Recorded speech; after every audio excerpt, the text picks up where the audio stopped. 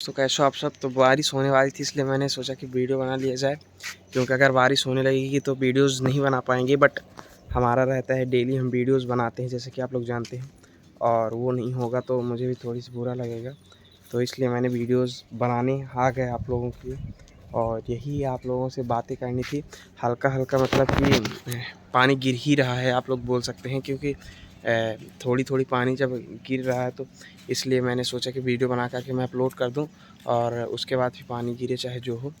तो आप लोगों को तो वीडियो मिल जाएगा, तो आशा करता हूं तो ये वीडियो जो है तो आप लोगों को अच्छा लगा होगा कि आप लोगों के लिए हम आए। पानी मतलब कि गिरने वाला था, लेकिन उससे पहले हम लोग आपके लिए वीडियोस बनाने आ गए और आप लोगों को दिखाया गया। और ये सब था फ्रेंड्स। तो इस वीडियो में इतना ही था। मेरे घर यहाँ पास आग लगी थी, लगी नहीं थी, लगाई गई थी।